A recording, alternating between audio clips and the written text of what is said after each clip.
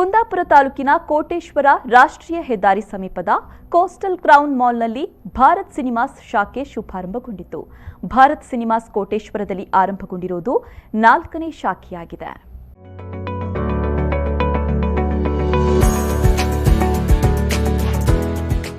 ಕುಂದಾಪುರ ತಾಲೂಕಿನ ಕೋಟೇಶ್ವರ ರಾಷ್ಟ್ರೀಯ ಹೆದ್ದಾರಿ ಸಮೀಪದಲ್ಲಿ ನಿರ್ಮಾಣಗೊಂಡ ಕೋಸ್ಟಲ್ ಕ್ರೌನ್ ಮಾಲ್ನಲ್ಲಿ ಭಾರತ್ ಸಿನಿಮಾಸ್ ಶಾಖೆಯನ್ನ ಖ್ಯಾತ ಸಂಗೀತ ನಿರ್ದೇಶಕ ರವಿ ಬಸ್ರೂರು ಉದ್ಘಾಟಿಸಿದರು.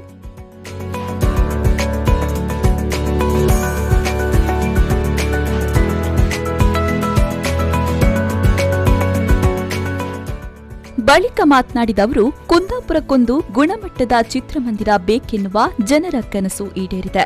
ಉತ್ತಮ ಸಿನಿಮಾ ಮಾಡಿದಾಗ ಅದರ ಪ್ರದರ್ಶನಕ್ಕೆ ಚಿತ್ರಮಂದಿರದ ಅವಶ್ಯಕತೆಯೂ ಇದ್ದು, ಈ ಹಿಂದೆ ಕುಂದಾಪುರದಲ್ಲಿ ಕೊರತೆಯಿತ್ತು. ಭಾರತ್ ಸಿನಿಮಾಸ್ ಶಾಖೆಗಳು ಹಳ್ಳಿ ಹಳ್ಳಿಯಲ್ಲೂ ನಿರ್ಮಾಣಗೊಳ್ಳಲಿ ಅಂತ ಆಶಯ ವ್ಯಕ್ತಪಡಿಸಿದರು. ತುಂಬಾ ಖುಷಿಯಾಯಿತು. ಯಾಕಂದ್ರೆ ಇದು ನಿಮ್ಮ ಕನಸಕ್ಕಿಂತ ಹೆಚ್ಚಿಗೆ ಇದು ನಮ್ಮ ಕನಸು ಈಡೇರಿದ್ರೆ ನಾವು ಹೇಳೋಕೆ ಇಷ್ಟಪಡುತ್ತೆ.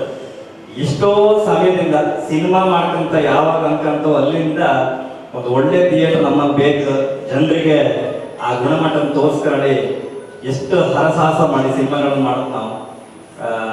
ಆ ಸಿನಿಮಾ ಪ್ರದರ್ಶನಕ್ಕೆ ಒಂದು ಒಳ್ಳೆ ವ್ಯವಸ್ಥೆ ನಮ್ಮಲ್ಲಿ ಬೇಕಿತ್ತು. ಈ ಒಂದು ಸಂದಿಗ್ಧ ಪರಿಸ್ಥಿತಿಯಲ್ಲಿ ಮತ್ತು ಪುನಃ ನಮ್ಮ ಕನಸುಗಳಿಗೆ ರೆಕ್ಕೆ ಕೊಟ್ಟರು ನೀವು.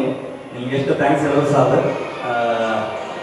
ನಿಮ್ಮ ಈ ಜರ್ನಿ ಇದೇ ರೀತಿಯಾಗಿ ಈ ಥರದ್ದು ಬ್ರಾಂಚ್ಗಳು 100 ಆಗಲಿ.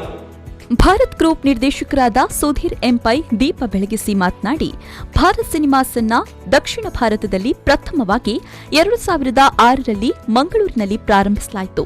ಕೋಟೇಶ್ವರದಲ್ಲಿ 4ನೇ ಶಾಖೆ ಲೋಕಾರ್ಪಣೆಗೊಂಡಿದ್ದು, ಮುಂದಿನ ದಿನಗಳಲ್ಲಿ ಗ್ರಾಮೀಣ ಭಾಗದಲ್ಲೂ ಭಾರತ್ ಸಿನಿಮಾಸ್ ಆರಂಭಿಸುವ ಚಿಂತನೆ ಇದೆ ಎಂದರು. Compared to many other towns, Bharat Mall was one of the first mall which started in 2006, and with Bharat Mall what happened was a relation with Mr. Manmohan Shetty, Bana Shetty's elder brother, who started Adlab Cinemas. He was a visionary himself. He had started multiplex theatre even before I think anyone knew the concept of multiplex in India. So PVR also I think came later on, but that was the time when Adlab started, and we joined hands with Adlabs and started the first multiplex in Mangalore. ಉದ್ಯಮಿ Prakash Lobo, Shivananda Poojary, Charlotte Lobo, Bharat cinema ಸಂಸ್ಥೆಯ ನಿರ್ದೇಶಕ ಬಾಲಕೃಷ್ಣ ಶೆಟ್ಟಿ ಮತ್ತಿತರರು ಉಪಸ್ಥಿತರಿದ್ದರು.